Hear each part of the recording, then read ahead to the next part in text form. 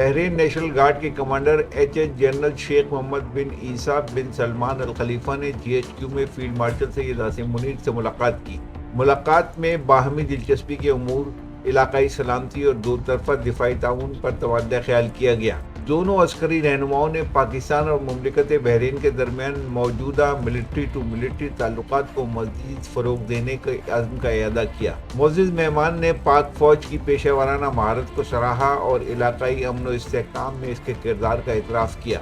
Chief of army staff Syed Asim Munir نے دونوں ممالک کے درمیان دیرینہ اور برادرانہ تعلقات کو اجاگر کیا اور تمام شعبوں میں بحرین کے لیے پاکستان کی مسلسل حمایت کا اظہار کیا۔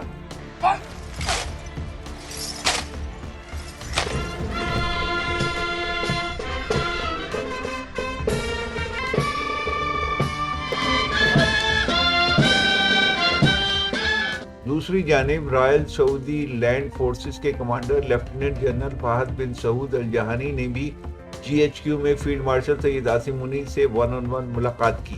اس ملاقات کے دوران باہمی دلچسپی کے امور، علاقائی سلامتی اور دو طرفہ دفاعی تعاون کو بڑھانے کے طریقوں پر بھی تبادلہ خیال کیا گیا۔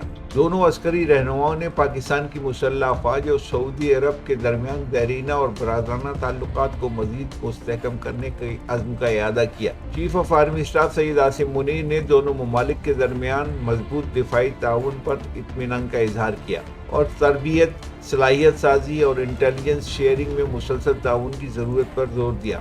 اس موقع پر رائل سعودی لینڈ فورسز کے کمانڈر لیفٹیننٹ جنرل فہد بن سعود الجہانی نے پاک فوج کی پیشہ ورانہ مہارت کا اعتراف کیا اور علاقائی امن و استحکام میں پاکستان کے مثبت کردار کو سراہا۔ قبل ازیں GHQ پہنچنے پر معزز مہمانوں کو گارڈ آف آنر پیش کیا گیا۔